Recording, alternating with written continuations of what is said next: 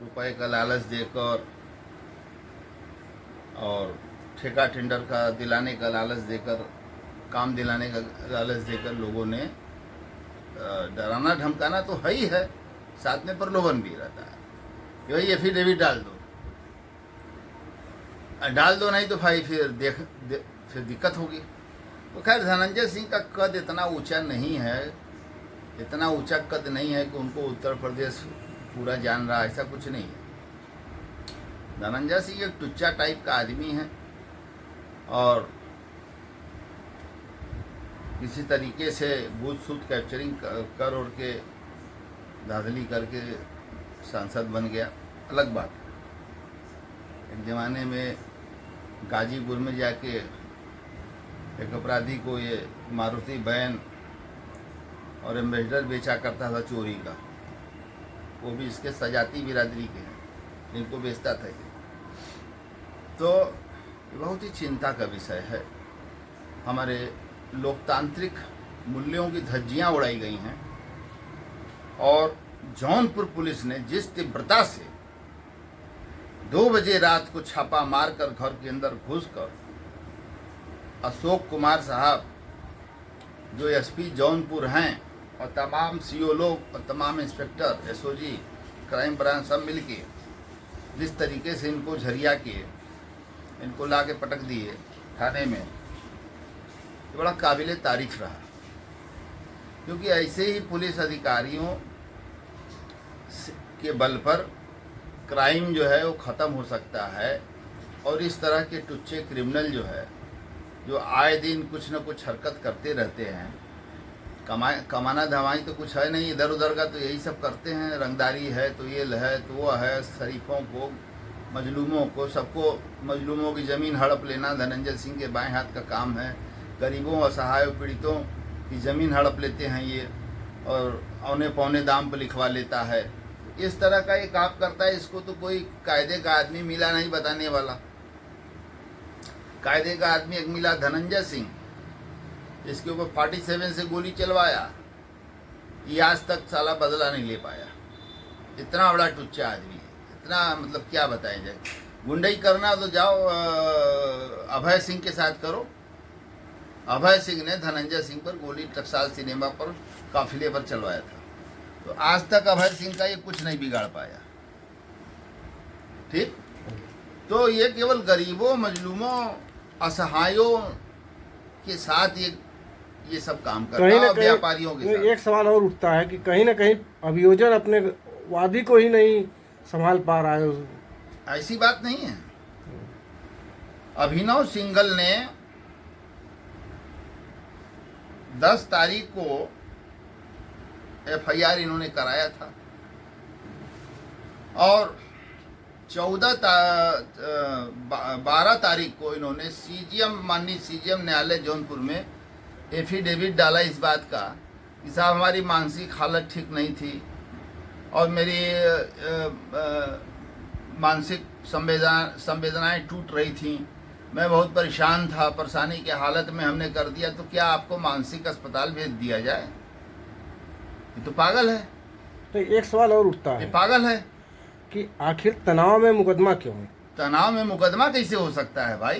तनाव में डॉक्टर के पास जाएगा मरीज, साइकेट्रिस्ट के पास पेशेंट जाएगा कि जो है वो जाएगा वो जो अपने वकील को निर्देश देगा। सबसे बड़ी दिलचस्प बात यह है कि अभिनव सिंघल जो है खुद हाजिर नहीं हुआ, जो कि जरूरी है, क्योंकि एफिडेविट पर हस्ताक्षर और एफिडेविट के जो वाक्यांश से जो लिखे गए हैं तथ्य, इन सब को कोर्ट के सामने खड़े होकर बताना पड़ता है, सिद्ध करना पड़ता है कि एफिडेविट हमने डाला है अपने वकील के जरिए और इस पे हस्ताक्षर हमारे हैं, नोटरी रजिस्टर में भी हस्ताक्षर हमारे हैं। हम जो है साहब इन वजहों से या उन वजहों से हम जो है ये मुकदमा नहीं लड़ना चाहते हैं, लिहाजा जो है इसको हमारा एफिडेविट के आधार पर आईओ को सेंड टू आईओ कर दिया जाए, निर्देश दे दिया जाए आईओ को कि साहब मुकदमा ख़त्म कर दें, 169 की रिपोर्ट लगा दें। और ऐसा ही एक एफिडेविट इन्होंने एसपी साहब को भी भेजा था, लेकिन एसपी साहब ये जानते हैं कि इस तरीके के एफिडेविट का कोई मतलब नहीं होता। जो दबाव में एफिडेविट स्वस्थ मन मस्त प्रसन्न चित्त मन से न दिया जाए उसका कोई मतलब नहीं है। तो वहाँ के बड़े लोकप्रिय एसपी जिन्होंने बड़ी दमखम के साथ जो है 2 बजे रात को सोए हुए सोता हुआ धनंजय सिंह का कॉलर पकड़ के लाके पटक के जो है थाने में रखा, ऐसी तैसी कर दिया। तो ये पुलिस वालों के मनोबल को गिराने के लिए, पुलिस के मनोबल को गिराने के लिए, प्रदेश की लॉ एंड ऑर्डर को, कानून व्यवस्था को चुनौती देने के लिए ये जो है शासन सत्ता को ये बदनाम करने के लिए इन्होंने एफिडेविट में ये सब शब्द लिखवाया है और इन्होंने ऐसा करवाया। और ये क्यों कैसे हुआ भाई? धनंजय सिंह को तो कुछ समझ ही नहीं रहा था अभिनव सिंघल कि कौन धनंजय सिंह उठा के FIR कर दिया। और उसके जो मैनेजिंग डायरेक्टर हैं मोहनलाल सिंघल साहब, तो वो तो मेन है, उनके अंडर में प्रोजेक्ट मैनेजर है, नौकर है। तो मैं पहले आपको बताना चाहता हूँ कि हमारे पास अभिनव सिंघल का व्हाट्सएप कॉल आया था 14 मई को ये 5:07 पर। ये देखिए मेरा मोबाइल 5:07 पर हमारा व्हाट्सएप कॉल, उनका अभिनव सिंघल ने व्हाट्सएप कॉल मेरे मोबाइल पर किया और अपना परिचय दिया कि मैं अभिनव सिंघल बोल रहा हूँ। और न्यायिक साहब जो है आपका मैंने यूट्यूब चैनल पर और मीडिया में के न्यूज़ के आधार पर और न्यायिक की आवाज़ चैनल पर मैंने जो है आपके इंटरव्यू को देखा है और बहुत ही आपके इंटरव्यू से हमें बल मिला है और फलां है ढिका है इस तरह की बात। और हमको धनंजय सिंह जो है बहुत जो है परेशान करवा रहा है और जो है बेजा हमारे ऊपर, हमारे घर वालों पर दबाव डलवा रहा है। मोहनलाल सिंह साहब पर जो मेरे MD हैं उनके ऊपर दबाव डलवा रहा है एक बड़े भारी माफिया से। तो मैंने बड़ा गाली दिया माफियाओं को फ़ोन पर। 5 मिनट समथिंग बात हुआ है, 5 मिनट 7 सेकेंड। मैंने बहुत गाली दिया। हमने कहा माफिया गुंडा लुच्चों का कोई मतलब नहीं है, आदमी आगे आवे। हमारी पुलिस व्यवस्था, हमारी सत्ता सरकार ये सब खड़ी है। ये भाजपा की सरकार है, इसमें गुंडागर्दी नहीं चलेगा। और कि गुंडों को प्रश्रय देने वाली सरकार नहीं है, हमारे लोकप्रिय मुख्यमंत्री जी हैं सारी चीज़ें। तो मैं फिर आपसे बताना चाहता हूँ, तो मैंने उससे कहा कि ठीक है तुम्हारा जो भी परेशानी है I will be consider you. मैं तो खुद बोला हूँ मैं अपने तमाम जिंदगी के सामाजिक कार्यों को जो मैंने किया है मैं उनको भेज दे रहा हूँ तुम्हारे नंबर पे और तुम पहले उसको देख लो फिर बात करना, ठीक है? और जो भी कानूनी सहयोग होगा हम सबका करते हैं, आपका भी सहयोग हम करेंगे। बात ख़त्म हो गई। उसके बाद ना उसका फ़ोन आया ना मैंने उसको फ़ोन किया। खैर अब सवाल ये है कि एक बैग ये एफिडेविट 12 तारीख को पड़ रहा है, 10 तारीख की FIR है और ये 12 तारीख को एफिडेविट पड़ रहा है। तो 12 तारीख को एफिडेविट कैसे पड़ा वो मैं बताना चाहता हूँ। ये एफिडेविट डाल चुका था तब मुझे फ़ोन किया था। ये फ़ोन हो धनंजय सिंह के इशारे पर ही किया हो, जो भी जब उनसे मिल ही गया है वो।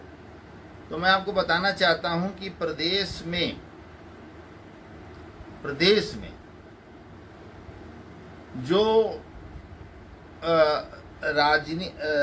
राजनीति का अपराधीकरण हुआ उसका पहला जनक भोला पांडे था, जो हवाई जहाज हाईजैकर था। इंदिरा गांधी को छुड़ाने के लिए, अनकंडीशनल रिलीज करने के लिए उसने ये हाईजैकिंग किया।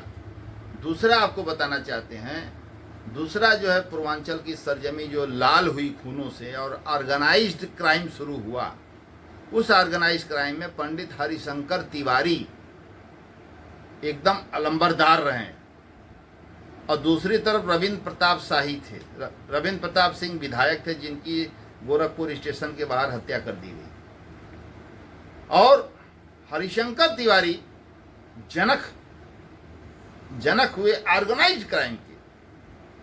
और हरिशंकर तिवारी के गैंग में रुद्दल सिंह, पूर्व ब्लॉक प्रमुख देवरिया जो अब स्वर्गीय हो चुके हैं, कमलेश सिंह गाजीपुर दहन वो भी इंतकाल हो चुका है। मुख्तार अंसारी, भीम सिंह, तमाम ये मुख्तार अंसारी पंडित हरिशंकर तिवारी का ही चेला रहा है। जो आज मोछ ऐठता है वो हरिशंकर तिवारी से सीखा है, वो मोछ रख के ऐठते हैं, वो ऐठता है।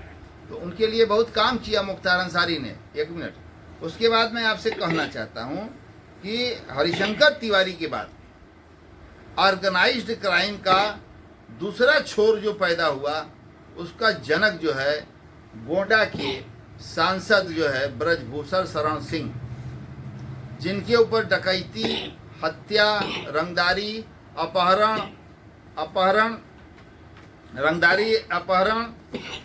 और हत्या का प्रयास, ये तमाम मुकदमे, कई दर्जन मुकदमे ब्रजभूषण शरण सिंह पर थानों में दर्ज हुए। और हम आपको बताना चाहते हैं कि ब्रजभूषण शरण सिंह ने ब्रजेश सिंह जैसे लोगों को आगे बढ़ाया, विनीत सिंह जैसे लोगों को आगे बढ़ाया, धनंजय सिंह जैसे लोग उनका चरण रज लेते हैं। ब्रजभूषण शरण सिंह का ये जो है एक नंबर का चोर धनंजय सिंह, ये चरण रज लेता था।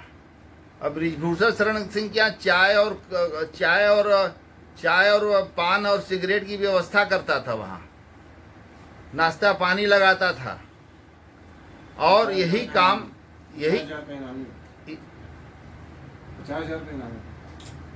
50,000 का, और यही काम जो है ब्रजभूषण शरण सिंह से ने फिर तार जोड़ा जो है सूर्यदेव सिंह से, जो धनबाद के एक छत राज करने वाले कोयलांचल के प्रमुख माफिया थे। और उनसे मिलकर फिर ब्रजेश सिंह वगैरह को उनका शूटर वहाँ, इस तरीके से ऑर्गेनाइज्ड क्राइम हुआ। और 1982 से लेकर और 1982 से लेकर 2008 तक ये लगातार हत्याएं होती रहीं दोनों गैंग की। 200 के ऊपर लोग मारे गए। और ब्रजभूषण शरण सिंह को मारने के लिए मुन्ना बजरंगी, जो अब नहीं है दुनिया में, उसको लगाया गया, मुख्तार अंसारी ने लगाया। अब मुन्ना बजरंगी ने क्या किया, ब्रजभूषण शरण सिंह को फ़ोन करके बता दिया कि हम लोग कल आ रहे हैं और ऐसी ऐसी बात है, आपको मारने के लिए मुख्तार जो है भेजा है, और हम आपको नहीं मारना चाहते हैं, हम आपके साथ काम करना चाहते हैं अप्रत्यक्ष रूप से। और उसका एहसान जो है ब्रजभूषण शरण सिंह ने 100 करोड़ का ठेका था सोनभद्र में 2.5 साल पहले, 100 करोड़ का बालू मोरम का ठेका था, जिसको ब्रजेश सिंह मैनेज कर रहे थे सेंट्रल जेल से। और ब्रजेश सिंह 1 करोड़ का भी ठेका देने को मुन्ना बजरंगी को तैयार नहीं था। तब मुन्ना बजरंगी ने ब्रजभूषण शरण सिंह को फ़ोन करके और वो वाक़या सुनाया कि भैया जो है बताइए, जो है हम तो आप ही के आदमी हैं। तो ब्रजभूषण शरण सिंह फ्लाइट से आकर दिल्ली से और सेंट्रल जेल में जाकर ब्रजेश सिंह को ये तथ्य बताया कि आज अगर हम जिंदा हैं तो मुन्ना बजरंगी की देन है, क्योंकि मुन्ना बजरंगी ने हमें नहीं मारा। और मुख्तार 3 बार भेजा था मरवाने के लिए, लेकिन वो सूचना दे दिया था। उस एहसान का बदला हमें चुकाना है मुन्ना बजरंगी का, इसलिए तुम 40 करोड़ का ठेका उसको दे दो। तो ब्रजभूषण शरण सिंह के आगे ब्रजेश सिंह नतमस्तक हैं, पैर छूते हैं, और उन्होंने ही बढ़ाया है, तो कैसे बात काटेंगे।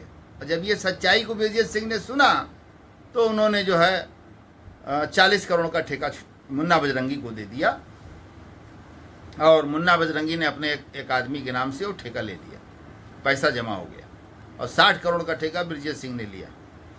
तो मैं आपको बताना चाहता हूँ कि इस तरीके, तो ये सांसद जी जो ये कैडर के आदमी नहीं है, ये भी इसी तरीके से भाजपा में अपना जान बचाने के लिए जो है 92 में ये शामिल हो गए हैं, 92 के पहले, और चुनाव लड़े, भाजपा लहर में चुनाव में जीत गए, सारी चीज़ें हैं। लेकिन इन्होंने अपना जो है ये सब धंधा छोड़ा नहीं। बहुत तेल लगाया जो है धनंजय सिंह ने ब्रजभूषण शरण सिंह को कि भैया जो आपका हमारे पास 2 करोड़ रुपया आपने दिया था भैया, हम इंतजाम करके उसको भी आपको लौटा दे रहे हैं भैया, आपने हमारी बड़ी मदद किया है और हमारा थोड़ा सिंघलवा से मत वो कर दीजिए। अपने तो किसी लायक था नहीं, ये सिंघल जैसा आदमी FIR करा दे रहा है, तो क्या मतलब रंगदारी का तेरे, क्या इसका अर्थ है? जो है कोई मतलब तो है नहीं। धनंजय सिंह का कोई मतलब नहीं है। जब एक आम आदमी FIR कर, कोई मतलब नहीं, इस पर वो अपना जो है चिढ़ा हुआ था। ब्रजभूषण शरण सिंह ने सिंघल बंधुओं को, दोनों सिंघल बंधुओं को, उन्होंने मोहनलाल सिंघल को और अभिनव सिंघल FIR करता को, IMD को उन्होंने बुलाकर कायदे से समझाया कि तुम लोग ठेका करना चाहते हो, पैसा कमाना चाहते हो, या जो है तुम लोग ये अपराधियों से भिड़ के मरना चाहते हो, या क्या चाहते हो। उस सबों ने कहा साहब हम लोग तो पैसा कमाना चाहते हैं, अपना काम करना चाहते हैं साहब शांति से। तो कहा तब हमारी एक बात मान लो, गारंटी हमारी रहेगी, धनंजय सिंह की कोई औकात नहीं हमारे आगे, गारंटी हमारी रहेगी, चलो ठीक है, इसमें एफिडेविट डलवा दो, एफिडेविट डलवा दो, सारा आरोप पुलिस पर लगा दो, सारा आरोप सत्ता पर लगा दो। और ये एफिडेविट जो है ब्रजभूषण शरण सिंह के कहने पर उनके वकील, अभिनव के वकील ने डाल दिया। अब एफिडेविट पड़ा 12 को, CGM साहब ने ऑर्डर किया put up on with file, file के साथ पुटअप किया जाए 14 तारीख को। 14 तारीख को फाइल पुटअप हुआ। CGM साहब ने उसको, उस पर कोई ऑर्डर नहीं किया। उन्होंने ये कहा कि वादी मुकदमा कहाँ है, अभिनव सिंघल कहाँ है। अगर ये अभिनव सिंघल का ये एफिडेविट है कि नहीं, दस्तखत साइन है कि नहीं, ये कैसे हम मान लेंगे भाई। अभिनव सिंघल को आप लाइए, तो अभिनव सिंघल को नहीं ला पाए, अभिनव सिंघल उपस्थित नहीं हो पाया। पता नहीं उसका एफिडेविट है नहीं है, ये जो है उसके उपस्थित होने के बाद ही क्लियर हो पाएगा। अदालत के जरिए 20 तारीख डाल दिया है, और इधर 20 तारीख जिला जज के यहाँ जो है बेल की सुनवाई है धनंजय सिंह की। मैं बताना चाहता हूँ कि अनेक जो है माननीय सुप्रीम कोर्ट, माननीय हाई कोर्टों की रूलिंग है, विधि व्यवस्था दिया है कि बेल के स्टेज पर, जमानत के स्टेज पर कोई भी वादी अगर मुकदमावादी या गवाह अगर कोई भी एफिडेविट देता है तो मान्य नहीं होगा, वो तुरंत खारिज कर दीजिए। और मुकदमे के बेल को मेरिट पर सुनिए, जो मेरिट है, न कि एफिडेविट को आधार बनाकर सुनिए। ये विधि व्यवस्था है honourable supreme court, honourable high कोर्टों के है। तो इनका एफिडेविट काम नहीं करेगा। और हम ये चाहते हैं कि पुलिस का हौसला, इकबाल बुलंद रहे, लॉ एंड ऑर्डर कायम रहे इस सरकार में। बड़े से बड़े अपराधी भी अगर हैं तो उनको जेल भेजने में सरकार तनको सोच नहीं रही है। पुलिस भी बहुत टाइट है, अच्छा कार्य कर रही है। तो हम बस यही कहना चाहते हैं कि ये जो हो रहा है ये कोई नया नहीं है, बहुतों के साथ हुआ, बहुत एफिडेविट डाला गया, अंत में सुप्रीम कोर्ट आजीज आ गया। Honourable supreme court, honourable high court ने देखा कि ये तो पूरी झड़ी लग गई है, बस तत्काल जो है इसको ख़त्म कर। सर क्या आवश्यकता होगी तो क्या आप कोई इंटरवीनर एप्लीकेशन भी डाल सकते हैं? हाँ, अगर आवश्यकता पड़ती है तो एज ए नागरिक 39 CRPC के तहत मुझे पावर है, और मुझे जो है और अनेकानेक रूलिंग्स भी है कि हम जो है बेल में और एफिडेविट, जो ये फर्जी एफिडेविट है, मैं बेल में जो है इसका अपोज करूँगा, ये मैं कर सकता हूँ। और honourable supreme court, honourable high court के तमाम रूलिंग्स को उद्धरण करूँगा 20 तारीख को, कि बेल के स्टेज पर इसको न पढ़ा जाए। यही मैं कहना चाहता हूँ, क्योंकि ये एफिडेविट सीधा डरा धमकाकर और काम का प्रलोभन देकर ये ब्रजभूषण शरण सिंह ने कराया है। और हम भारत के प्रधानमंत्री और बनारस के लोकप्रिय सांसद माननीय नरेंद्र मोदी जी, माननीय अमित शाह गृह मंत्री जी और माननीय श्री योगी आदित्यनाथ जी और प्रदेश के डीजीपी लॉ एंड ऑर्डर और एसपी जौनपुर एडीजी श्री ब्रजभूषण जी, मैं ये मांग करता हूँ कि एफिडेविट किस परिस्थितियों में कैसे पड़ा है और जो मैं कह रहा हूँ इसकी जांच हो, और अगर जांच सही पाया गया तो ब्रजभूषण शरण सिंह को जो है, जो लंबा आपराधिक इतिहास लिए हुए हैं, अब पूर्वांचल में प्रदेश में जो है आपराधिक घटनाएं बढ़ रही हैं इनकी वजह से, तो इनको भारतीय जनता पार्टी जैसे अनुशासित पार्टी है, और अनुशासन अगर कोई तोड़ेगा तो उसको पार्टी से निकाल बाहर किया जाएगा। ब्रजभूषण शरण सिंह को मैं पार्टी की सदस्यता से इनको जो है मैं निलंबित करवाने की मांग कर रहा हूँ सारे लोगों से।